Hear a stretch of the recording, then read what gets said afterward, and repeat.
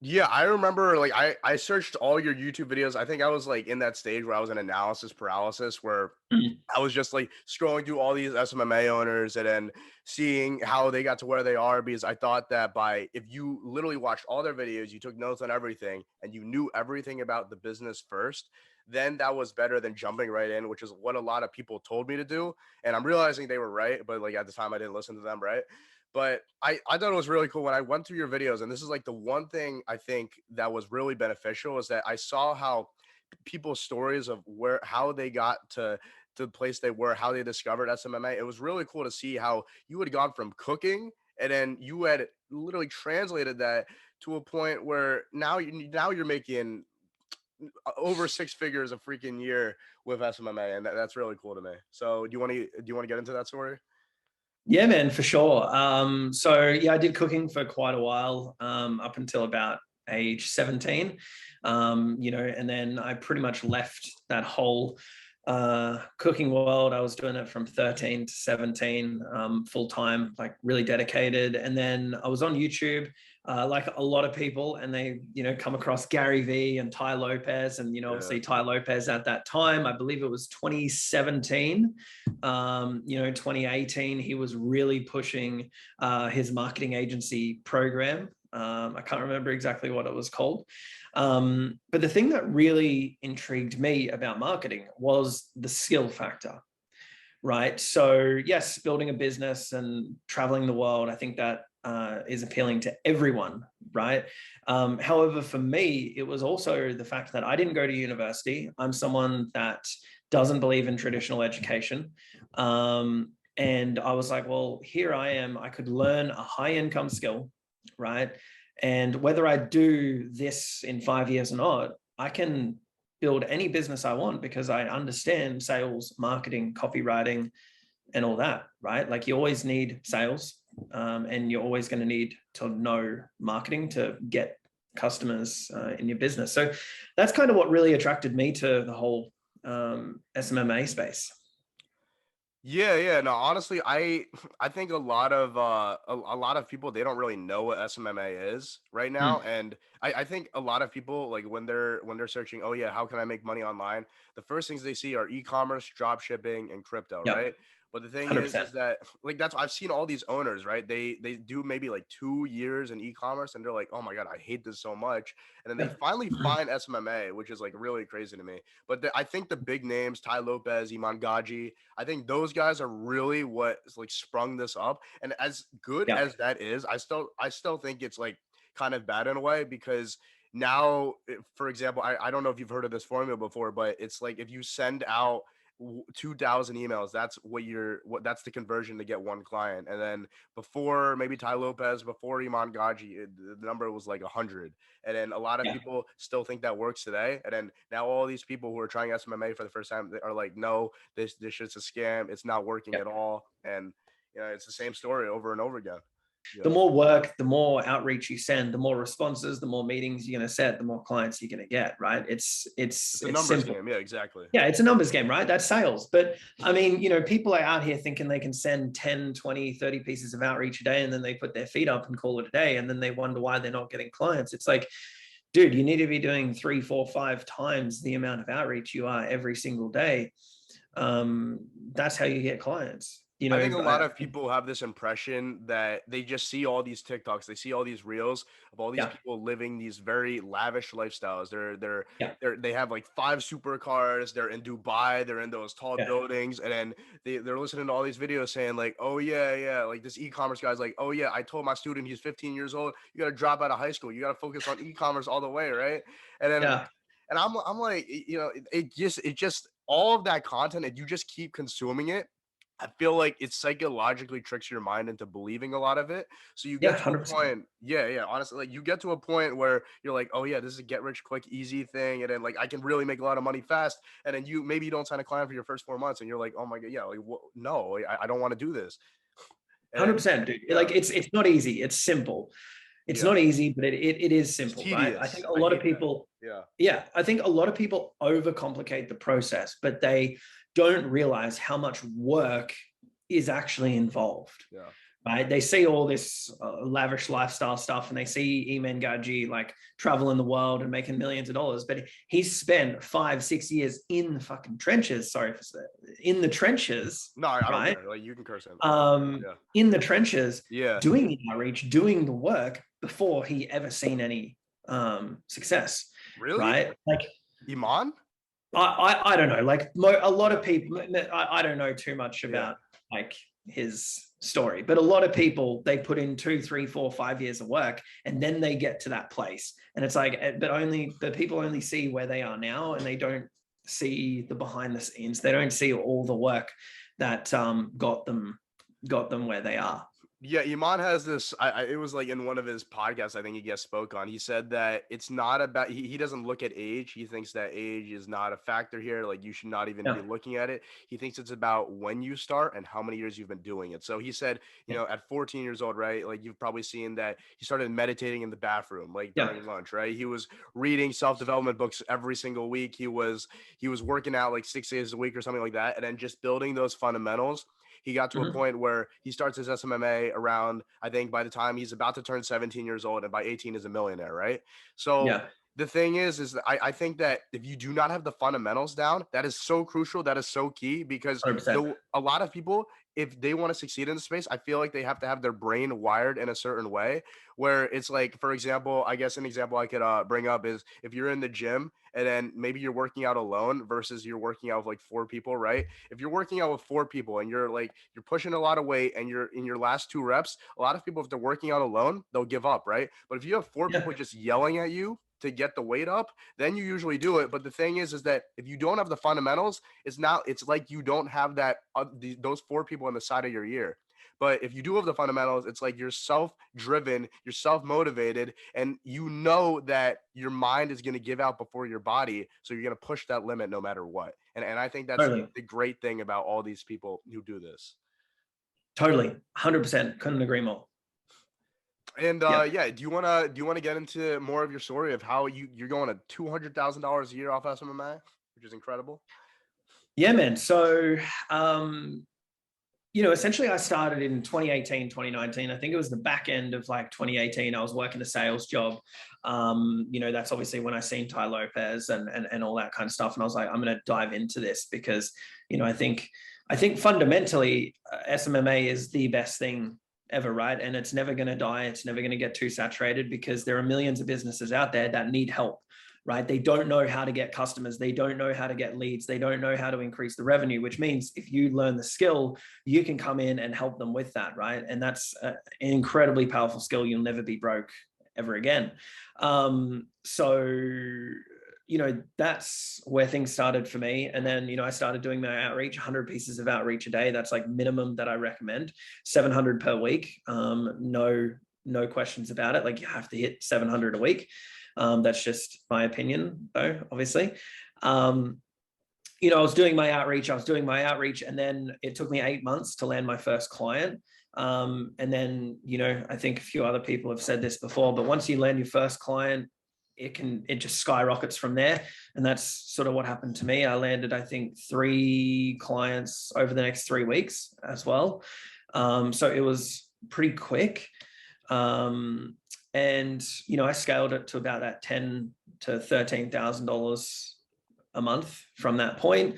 Was pretty sustainable with that for, I think, about, you know, maybe a year or just over a year. And then obviously COVID happened. You know, 2020 March, everything went to shit. And I lost every single one of my clients overnight. You know, which was okay.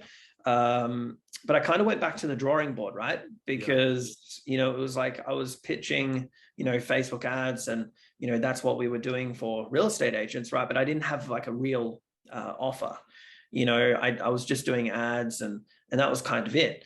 And then August, I was like, well, you know, I need to pivot somehow, maybe, you know, have more of a copy and paste sort of a model, right? Something that will generate them leads, that will work for everyone, no matter where they are in Australia, New Zealand, the US. And it's pretty rinse and repeat, right? So I came up with an offer, and I started running paid ads, and I literally went from 0 to 40,000 in the first month within 30 days. That's cash collected, so it's not all profit. It was probably about like 30,000, 20, 28, 30,000 profit. But that was within 30 days of doing some paid ads or for myself.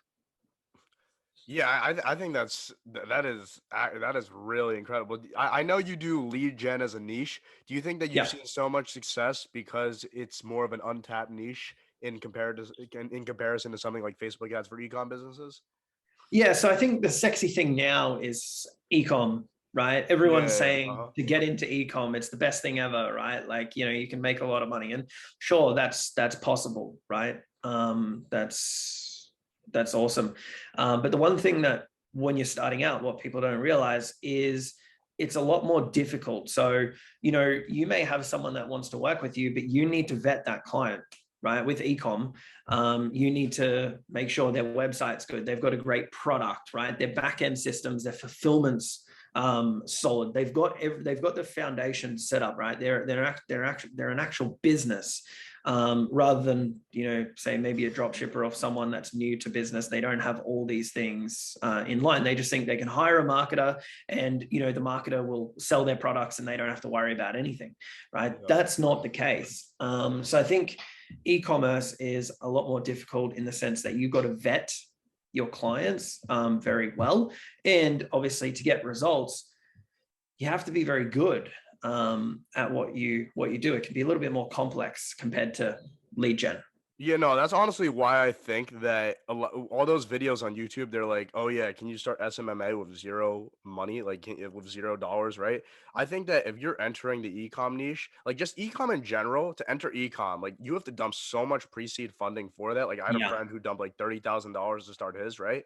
But the thing is that like all these videos, like yeah, it's technically true that you can start SMMA with $0, but the of thing course, is that it's gonna take you double, maybe triple the time. And the 100%. time, yeah, the time money trade-off here is absolutely that is a very crucial thing to look at. And I think that if you have a lot of cash flow, right? And then like let's say you really want to know the ins and outs of e-com and running Facebook ads for these businesses, I feel like you have to pay significant money to people that have mastered this skill over maybe Yeah, 5 years of practice, and that's how you learn. You have to pay to play. That is something I totally. think that definitely, like I feel that in SMMA, if you're going ecom niche, you dump at least $5,000, save up, and then like just get someone who's gonna teach this to you, because all these like courses like you can find on, like I don't even know what the course sites are called, but I know like they're $20 for some of these courses. They're Yeah, absolutely BS. They're trash. They're bad, 100%. and it's gonna take you so much longer. That's why a lot of people are spending years just to get one client, because they have no Yeah, idea what they're doing, and they think that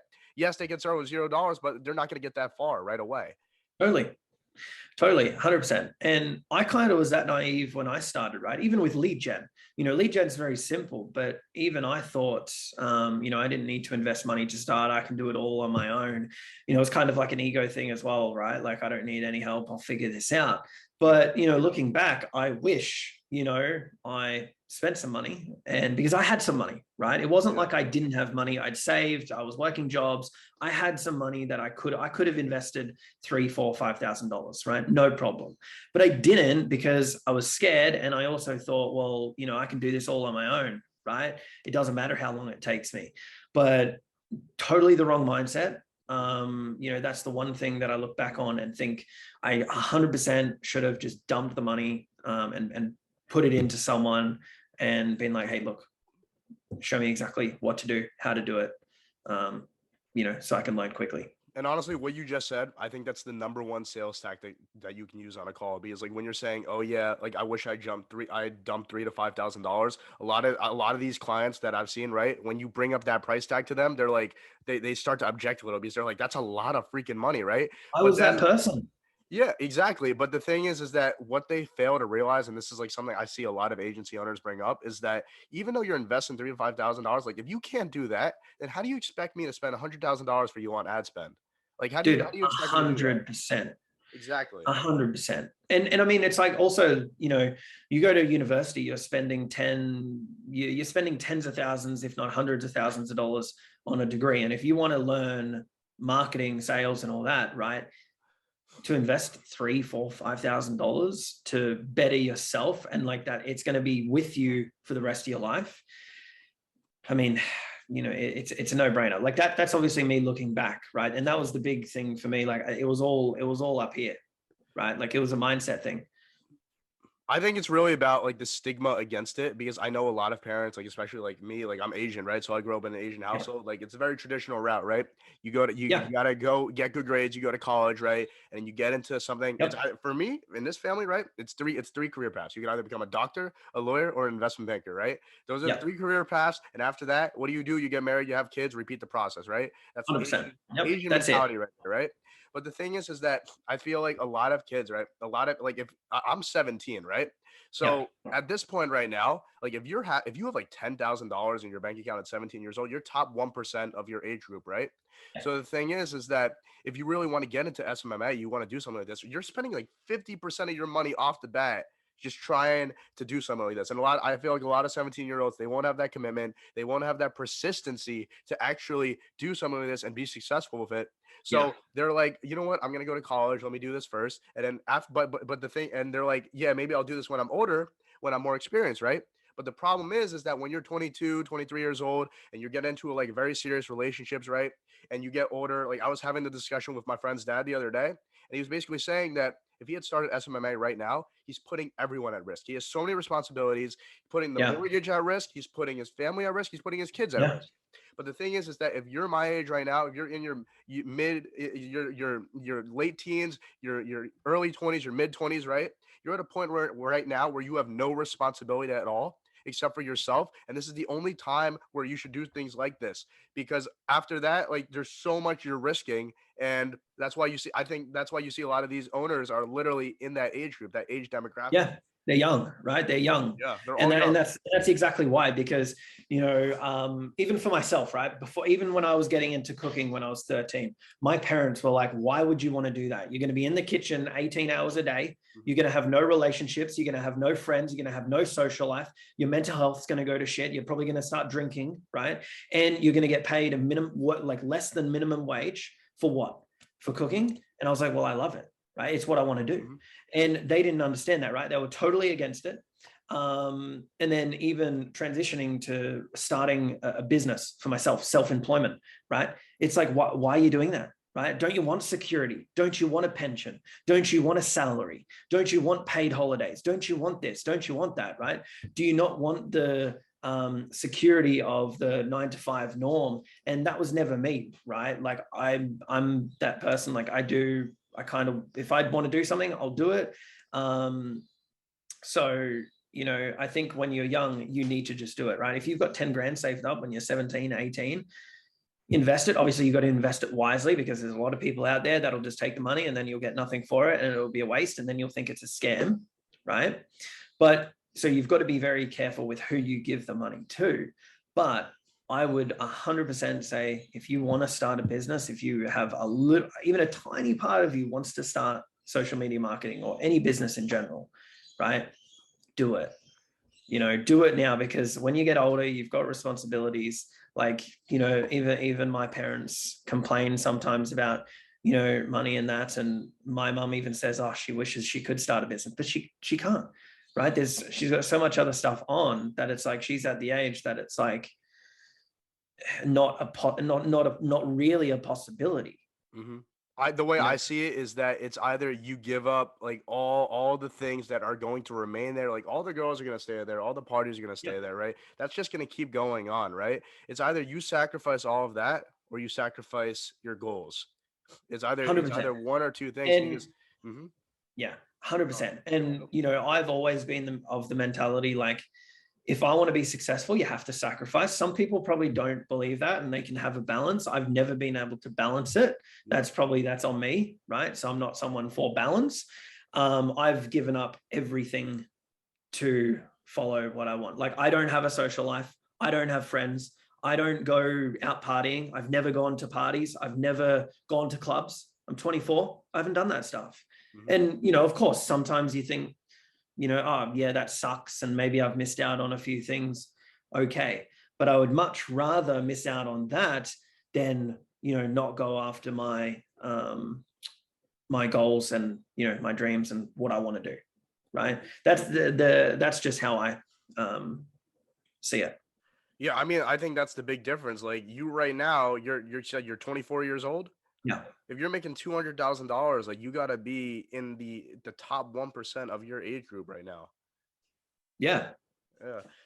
And I think that's what it takes. Like I know David Goggins, like he has this quote. He's saying that like balance is important for a lot of people, but if you really want to get to that edge where people like really just do not like you, they do not understand you, then you gotta be unbalanced as you can. Be as unbalanced as not being balanced is the only way to really reach that level of obsession that it takes, and that really just stuck with me. 100%. 100%. Yeah, and you want to go into depth with how you're closing all these clients, like how you learn sales, like totally. you said you went from not that confident to confident. Like how exactly did you just do that? Was it just repetition, practice? What was it? Yeah, so it's all repetition, man. So I had a couple of sales jobs while I was starting my agency and that, which I thought would help, right? But then when it wasn't agency specific sales, it was just, it was one was a product, like a program sort of thing for health and fitness, for overweight people, diabetes, health conditions. And I thought, yeah, by having these sales roles, it would actually help me, but it didn't, because it was a different sort of sales, right? So I messed up on dozens and dozens of sales calls, right? Because I was pitching the service. We do Facebook ads, retargeting, custom audiences, lookalike audiences. I was blurting out the features of the service, but they don't care about that, right? They care about one thing. Can you help them get to their goal, right? Can you help them reach their dream, their desired outcome? That's it. That's all you're doing, right? If they believe that you can do that, you'll sign the client. And I believe the more details you give, you'll actually unsell them, right? So, but that took a lot of sales calls to figure that out. The less you speak, kind of the better. Do you offer a guarantee with your business or? Yeah, 100%. It's a money back guarantee. And that's the other thing, right? Like I always think you have to have a guarantee. You have to have some sort of good offer, right? Alex Hormozi talks about it, but when I was kind of creating my offer in 2020, in August 2020, I had no idea who he was. I was just following what sort of Russell Brunson talks about, which is where sort of Alex Hormozi got what he talks about from, right? Yeah. Russell Brunson was the guy. And I'd heard of Russell Brunson, but I never sort of got into that whole one offer, irresistible offer thing. I was like, it's all sort of rubbish, don't really need that. I'll just do it my own way. And, obviously it doesn't work as well. And then I kind of reevaluated everything. And that's when, I created a great offer. It was guaranteeing 10 leads per month, or you get a complete refund, no questions asked. It sold like hotcakes, right? Because no one was doing it at the time. Everyone offers lead guarantees, 10 leads, 20 leads, 30 leads. Like 6 months after I started offering it and was running ads, like I've seen it everywhere. So I think I was kind of in Australia anyway, like I can honestly say I would be the first one who was running a lead guarantee offer on Facebook, because I just didn't see it. But I think having a good offer is the key, because when you're on the sales call, it's a no-brainer for them, right? It's either they want it or they don't. There's no risk on their part, right? So, if you don't deliver, you give the money back. So what do you advise to just a lot of agency owners who are starting down the freelance route right now because they don't have the cash flow to automatically go into something like Facebook ads or like lead gen, like you're saying, right? What do you advise to people who are just doing social media management, account management, where they can't really offer a guarantee because it's a convenience offer versus an opportunity offer? So what are you going to say? Yeah. So I would say learn how to like transition out of the convenience offer to a ROI driven offer, right? Because a convenience offer, if something happens to their business, you're going to be the first one to go, right? Because it's like, maybe I don't need that anymore. It's a luxury, right? It's kind of a luxury, unless there's a company in Australia called Creative Converters. It's run by a guy called Noah. He's a young dude. Essentially what they do, I believe this is what they do anyway, they create content, right? Short form UGC content for brands or local businesses, and then repurpose that content on socials and use that content as for paid ads as well. So it's kind of like a hybrid between content and paid ads, which is awesome. They've grown to like multiple 7 figures within 12 months or something. So obviously people are wanting it.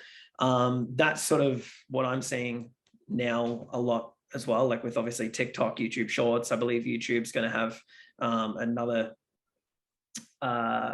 area where, you know, shorts are only uploaded so it doesn't mix and match on your feed. So obviously short form content is going to grow even bigger. So I think like you can have a hybrid, but I would definitely recommend, if you're in the convenience office space, you know, figure out a way that you can transition to an ROI driven.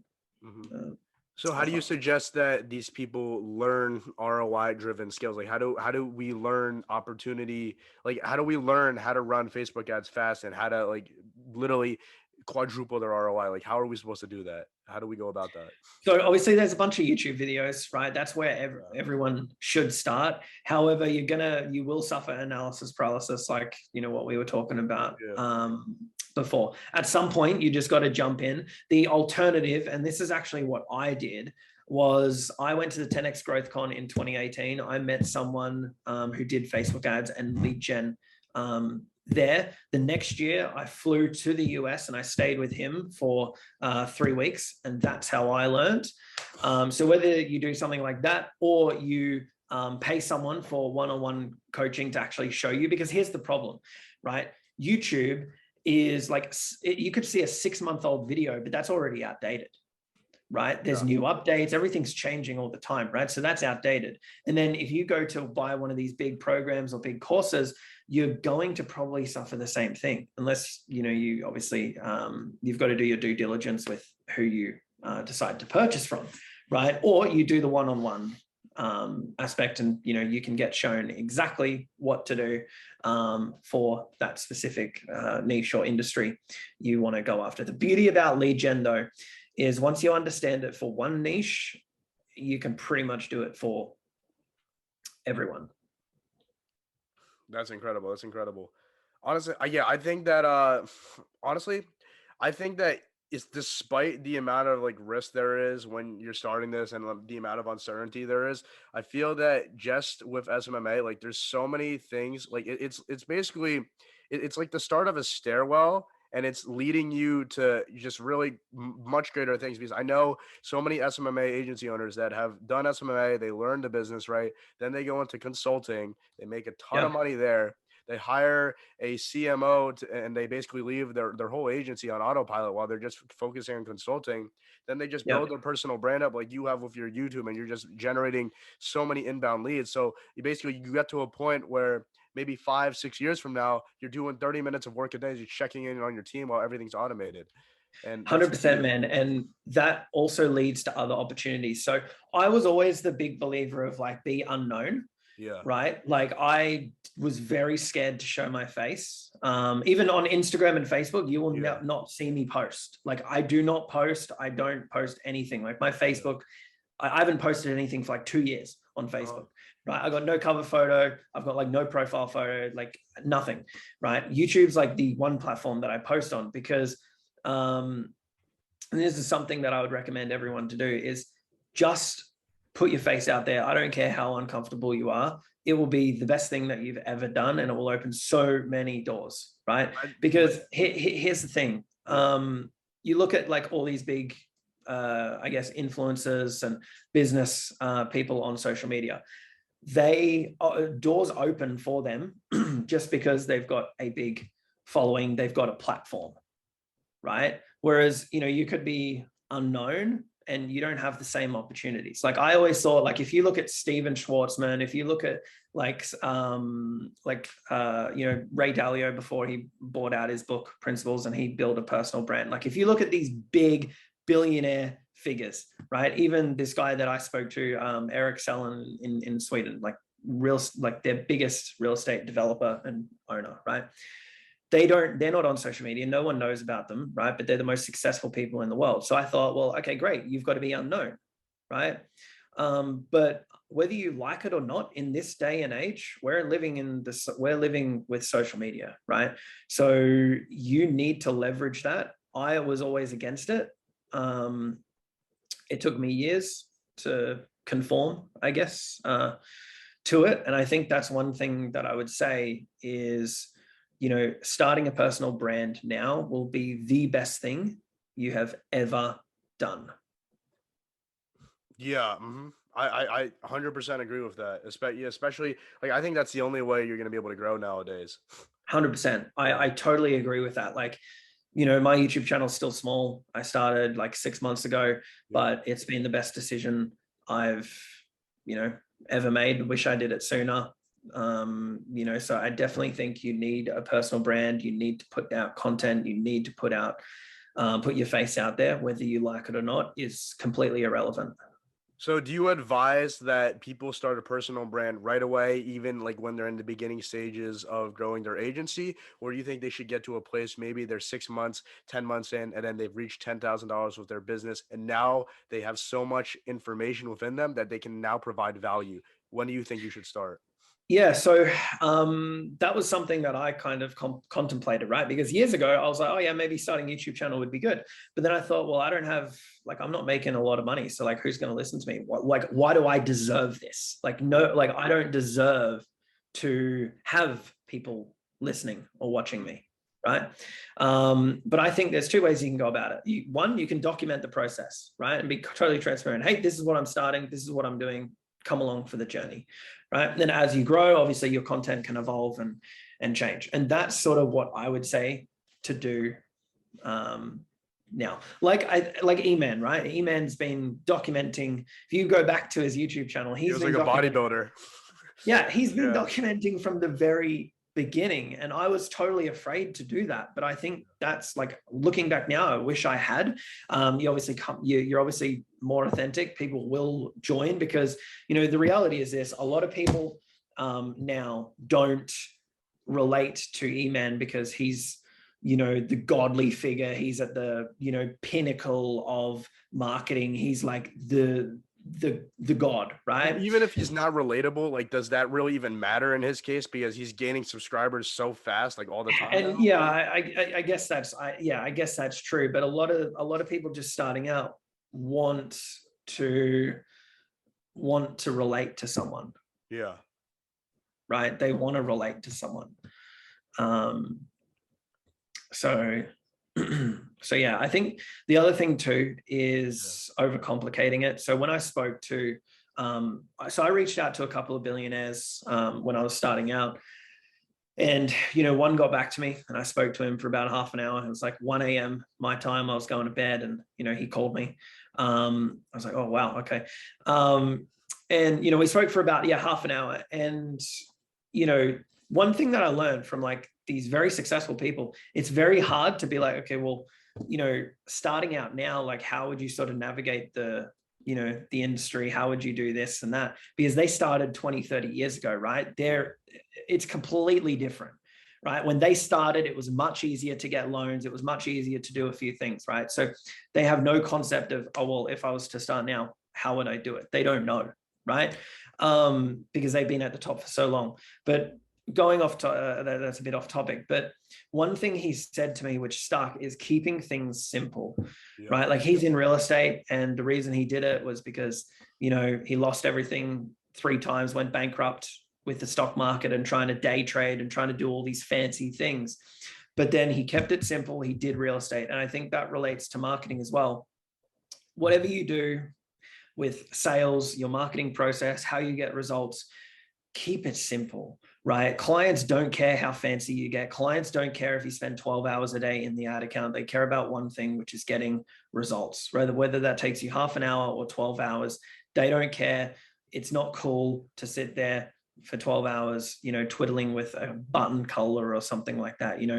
Keep it simple, I remember I heard some SMMA YouTubers say something exactly like that. It was like it was some hypothetical. They were like, if you have $100 million in a business, right? If a business is worth $100 million, and you tell them, yeah, I can increase your profits by 1%, and it's just like one easy click. It's gonna take you like 10 minutes, right? They'll still agree you to pay like 100. They'll still agree to pay you $100,000 for the freaking Of month course, because you are generating them like $1 million in revenue, 100%. despite how long it takes you. They don't care about that. Like, and I think you've got to keep, your goal is to generate the most amount of money with the least amount of time and effort possible, Mm-hmm. right? That's it. Like, that's what you're doing. Like, you got to be efficient with this, right? Mm-hmm. Um, I went to an event a few years ago, and he said something exactly like that. He's like, you go to a nuclear power plant or something, and something goes wrong, and all it takes is a flick of a switch, and that person charges $100,000 just to flick a switch the opposite way. Yeah. It's not about that. No one knew how to solve the problem. You've come in, you've solved the problem. It takes you 1 second, 10 minutes, an hour to do. You can charge that because of the impact it has to the business. Mm-hmm. For sure.